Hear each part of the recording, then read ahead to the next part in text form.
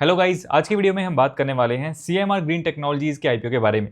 ये आईपीओ 3 जून से 5 जून तक ओपन रहने वाला है अप्लाई करने के लिए। तो इस वीडियो में हम सबसे पहले इससे ग्रे मार्केट प्रीमियम की बात करेंगे, जिससे हमें थोड़ा बहुत इसके लिस्टिंग गेन का अंदाजा लग जाएगा।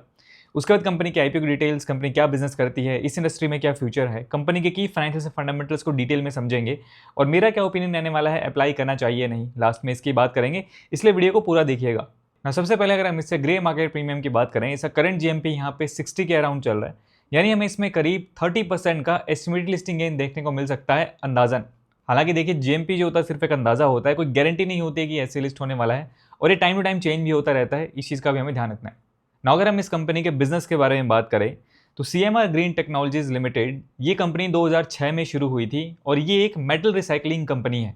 कंपनी मेनली एल्यूमिनियम और जिंक स्क्रैप को रिसाइकल करके नए मेटल प्रोडक्ट्स बनाती है। सिंपल शब्दों में समझे तो ये पुराने एल्यूमिनियम और दूसरे कम आयरन वाले मेटल्स को प्रोसेस करके उन्हें दोबारा इंडस्ट्री के यूज लायक बनाती है।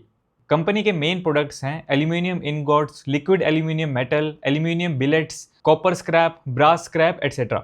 इनके प्रोडक्ट्स का यूज मेनली ऑटोमोबाइल इंडस्ट्री में होता है और कंपनी के मेजर कस्टमर्स में Honda cars, Bajaj auto, Hero MotoCorp, Royal Enfield, Maruti Suzuki जैसे बड़ी कंपनी शामिल हैं। एल्यूमिनियम एलॉयज के अलावा company stainless steel, copper, brass, zinc, lead और मैग्नीशियम स्क्रैप भी प्रोसेस करती है। इसके प्रोडक्ट्स ऑटोमेटिव और नॉन ऑटोमेटिव दोनों सेक्टर्स में यूज होते हैं। यानी शॉर्ट में बात करें तो सीएमआर ग्रीन टेक्नोलॉजीज का काम स्क्रैप मेटल को रिसाइकल करके ऑटोमोबाइल और मैन्युफैक्चरिंग कंपनीज के लिए रॉ मटेरियल्स बनाना है। चलिए अब हम क्विकली इस आईपीओ की डिटेल्स की बात कर लेते हैं। इस आईपीओ का प्राइस बैंड यहाँ पे 182 से 192 रुपीज पर शेयर का रखा गया है। टोटल इश्यू साइज यहाँ पे होने वाला है करीब 631 करोड़ रुपए का और ये पूरा का पूरा यहाँ पे ओएफएस यानी ऑफर फॉर सेल रखा गया है। यानी इस आईपीओ से जो भी पैसा रेज होगा वो कंपनी के प्रमोटर्स के पास जाएगा जो अपनी होल्डिंग यहाँ पे सेल कर रहे हैं।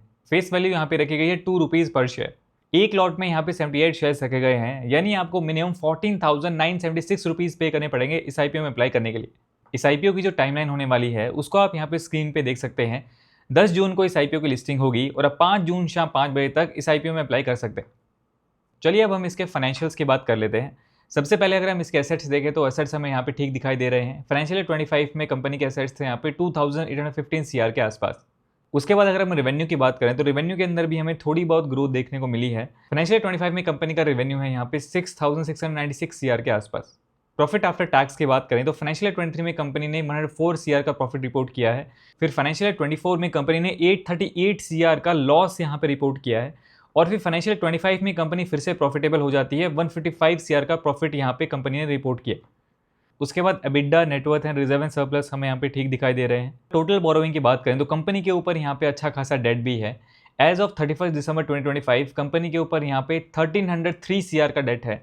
अगर हम इसके डेट टू इक्विटी रेशियो की बात करें तो वो 0.76 का निकल के आता है। 0.5 से कम होता है तो ज़्यादा अच्छा माना जाता है, इसका उससे थोड़ा सा ज़्यादा है। उसके बाद अगर हम इसके फंडामेंटल्स की बात करें तो कंपनी की जो आरओई है यानी रिटर्न ऑन इक्विटी है वो यहाँ पे 0.1% है।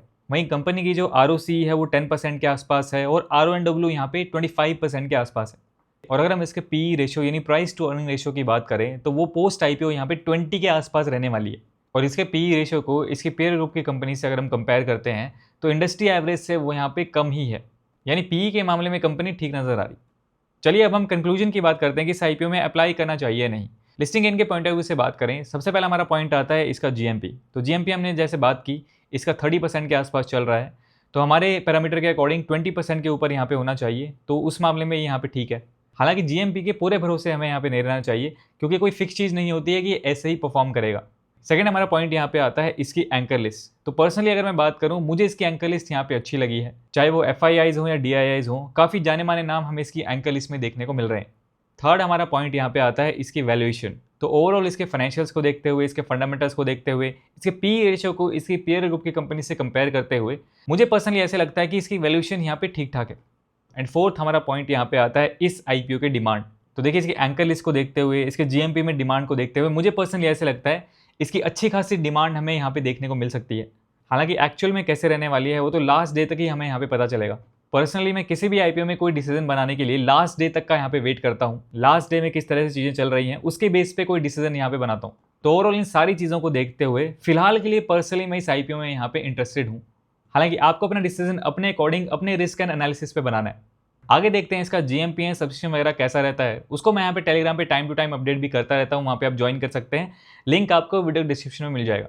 आपको इस आईपीओ के बारे में क्या लगता है, आप क्या करने वाले हैं, कमेंट सेक्शन में अपना ओपिनियन जरूर शेयर कीजिए। आज की वीडियो में इतना ही। वीडियो पसंद आए तो उसे लाइक कीजिए। मेरा नाम है सुनील, मिलते हैं नेक्स्ट वीडियो में। Thanks for watching.